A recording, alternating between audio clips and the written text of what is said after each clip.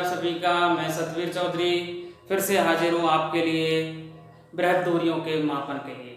तो देखिए हम दूरियों का मापन कर रहे हैं और पिछला वीडियो मैंने सूक्ष्म दूरियों का मापन किया था। हम दूरियों का मापन कर रहे हैं इसमें, और फर्स्ट मैंने आपको बताया था सूक्ष्म दूरियों का मापन और सेकंड बताया था बृहद दूरियों का मापन।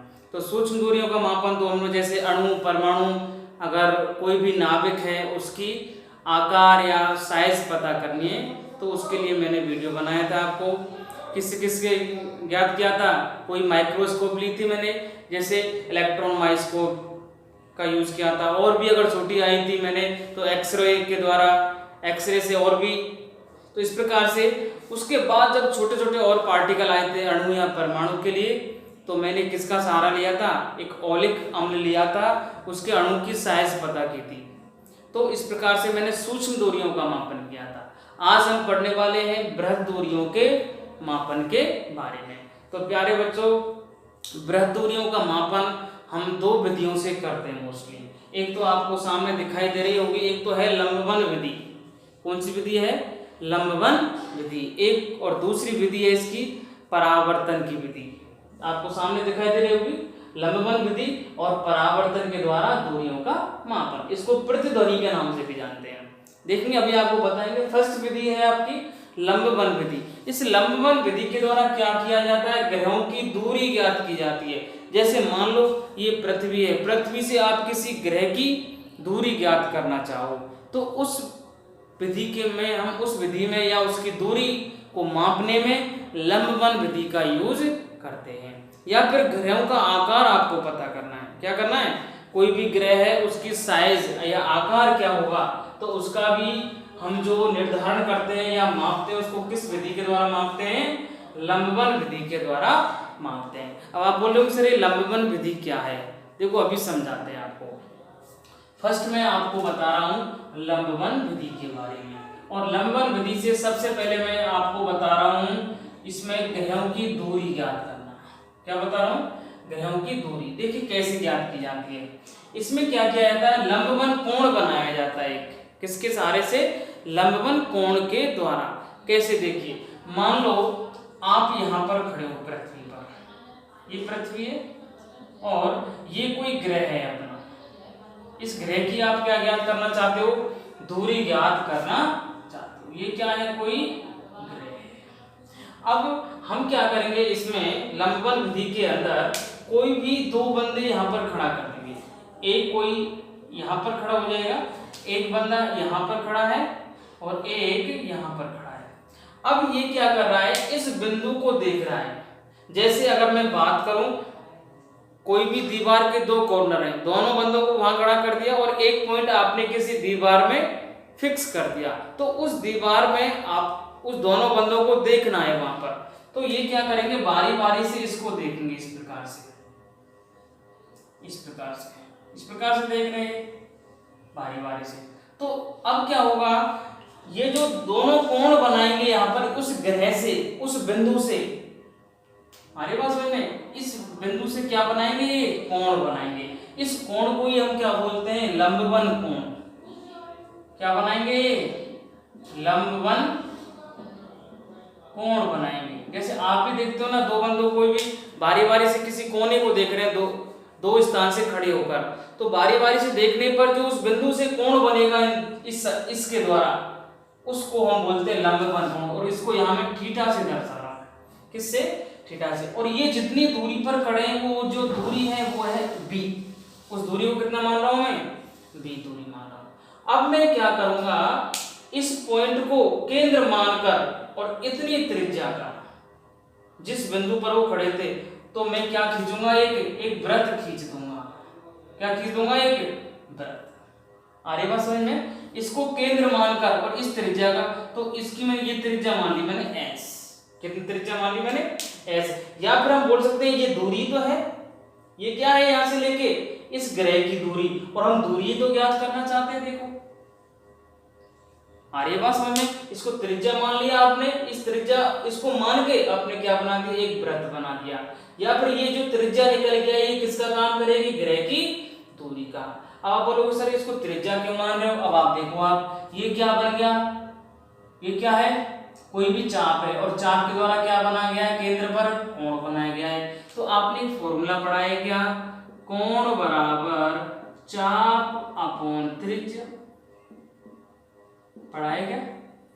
कोण बराबर क्या होता है, चाप अपॉन त्रिज्या। इस पे नाम दे दो आप देना चाहो तो, ए बी और ये सी मतलब सेंटर केंद्र। तो देखिए कोण बराबर, कोण कितना है आपके पास, थीटा। कोण कितना बनाया था इन्होंने, लंबवत कोण थीटा। तो कोण थीटा हो गया। चाप, चाप कितनी है आपके पास, ए बी। चाप कितनी है, ए बी। और त्रिज्या कितनी है आपकी, ये इसको माना था आपने त्रिज्या, ए सी। तो थीटा बराबर ए बी का मान कितना है, दूरी कितनी थी, स्मॉल बी। और ए सी त्रिज्या इसकी, त्रिज्या कितनी है, एस। आ रही बात समझ में। तो एस बराबर क्या हो जाएगा बताओ, बी अपॉन थीटा। क्या हो जाएगा, बी अपॉन थीटा। तो आपने देख लो ग्रह की दूरी ज्ञात कर ली है। क्यों, बी का मान तो आप दोनों जो बंदे खड़े थे, दोनों व्यक्ति थे, उनकी दूरी को मेजर कर सकते हो, आप माप लो। मापने के बाद ये जो कोण कितना बन रहा है, उस कोण को बना लो। और दोनों के मान ज्ञात होने पर, थीटा और बी का मान ज्ञात होने पर आप एस का मान आसानी से प्राप्त कर सकते हो। और एस है क्या, एस है आपका ग्रहों की दूरी, किसी भी ग्रह की दूरी।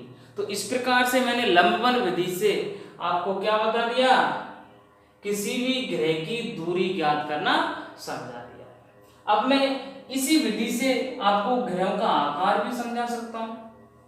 इसी विधि से हमें क्या करना है, ग्रहों का आकार भी ज्ञात कर सकते हैं। जैसे मान लो कोई भी ग्रह है, मंगल, बृहस्पति, अरुण, वरुण, ये बहुत सारे ग्रह हैं, ये अपनी पृथ्वी से कुछ दूरी पर हैं।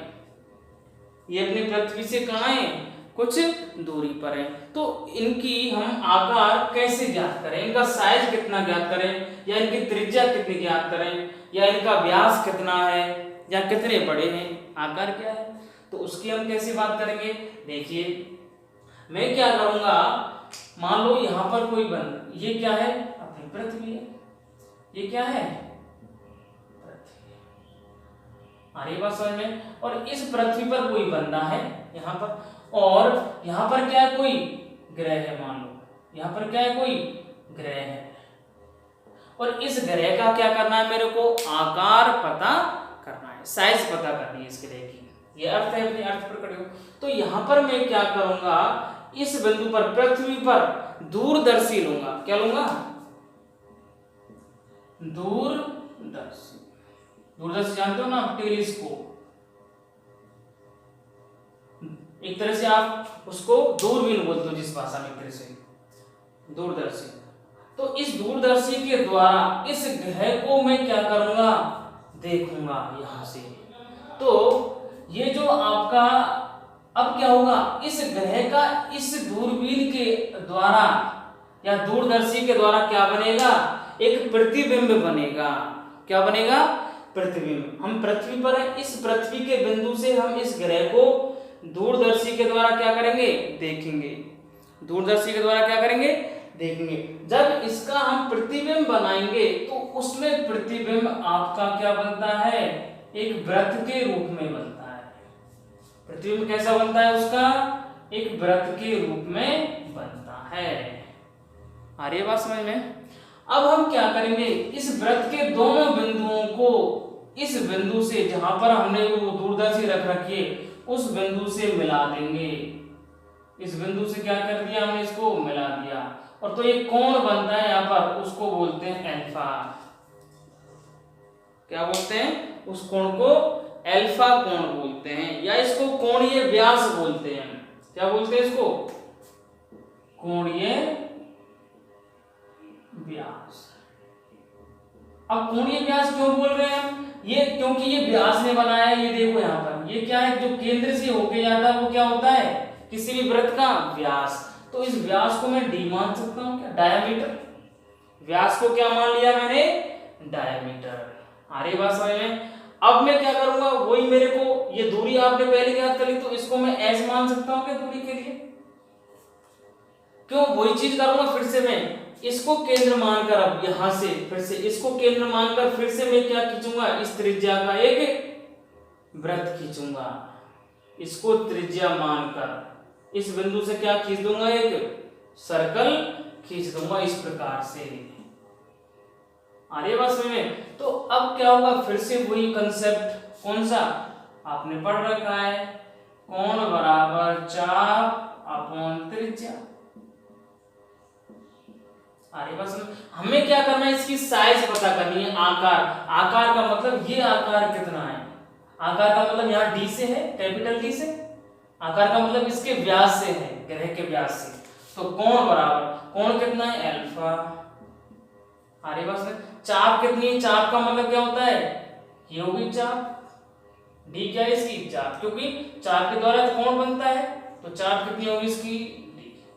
त्रिज्या कितनी है एस, त्रिज्या कितनी है एस। तो डी तो चाहिए हमें कैपिटल डी, यही तो है आकार उस ग्रह का। तो डी बराबर क्या हो गया अल्फा एस।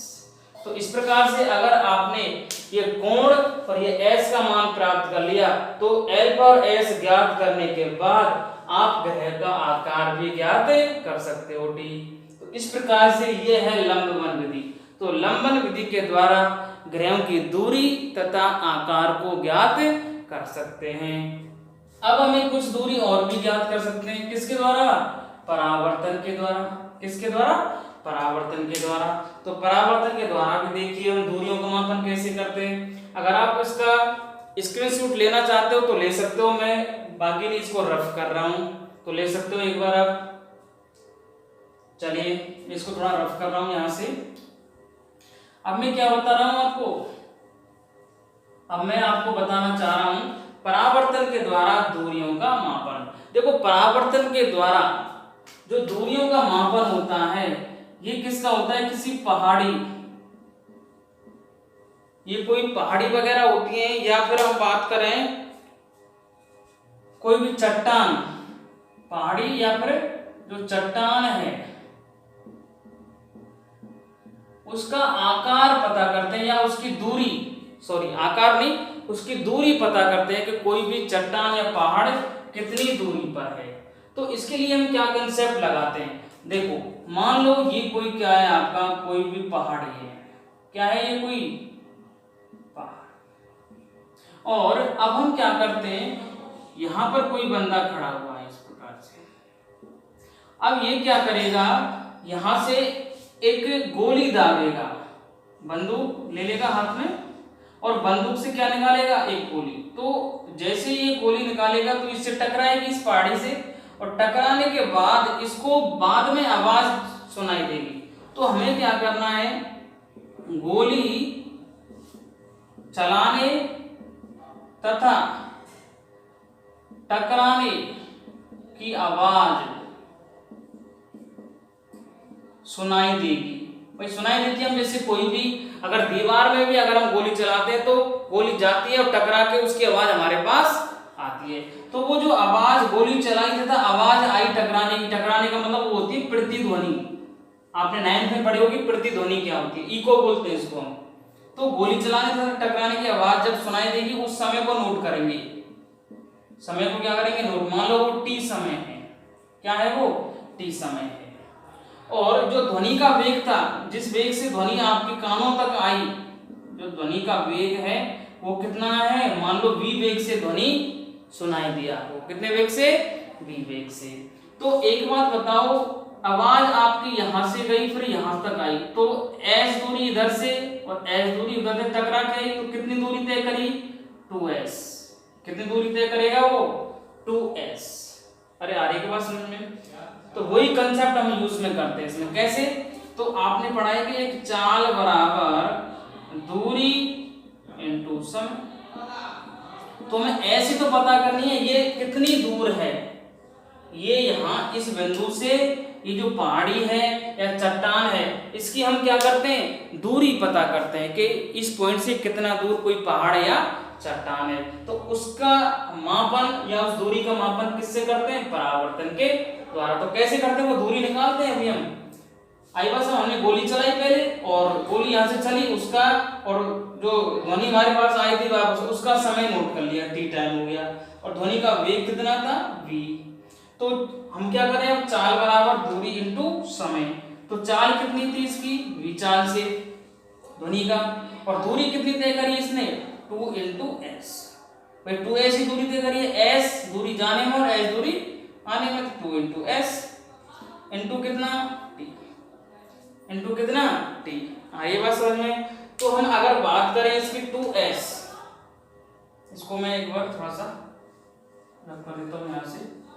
तो हमें क्या चाहिए, s ही तो चाहिए। तो s बराबर क्या होगा, तो 2s बराबर क्या हो गया v upon T. v upon क्या होगा, t अपॉन में आ गया, तो s बराबर क्या हो गया v upon 2t, v upon 2t। तो इस प्रकार से आप क्या कर सकते हो, इस पहाड़ी या चट्टान की दूरी ज्ञात करते हो। कैसे, v ध्वनि का वेग है, ध्वनि का वेग आपको पता है 332 मीटर पर सेकंड होता है। लगभग कितना होता है ध्वनि का वेग वायु में, 332 मीटर पर सेकंड। और आप टाइम नोट कर लो, टाइम कौन सा नोट करना है, गोली चलाने का तथा प्रतिध्वनि जब तक आपको सुनाई ना दे उसका टाइम आपको नोट करना है कि कितनी। जैसे आपने मान लो गोली चलाई, तो गोली जाएगी यहाँ पर टकरा के फिर वापस आएगी, मतलब टकरा के आवाज वापस आएगी आपकी, क्या आएगी, आवाज वापस आएगी आपके पास। तो वो जो टाइम होगा वो टाइम नोट कर लो। तो v अपॉन 2t जब आप लगा दोगे तो s का मान आपके पास आ जाएगा। s आते आप बता सकते हो पहाड़ी या जो चट्टान है वो इस पॉइंट से कितना दूर है। तो इस प्रकार से मैंने आपको बृहद दूरियों का मापन समझा दिया है। तो प्लीज एक बार देखो, अच्छा लगे लाइक एंड शेयर करो। Thank you.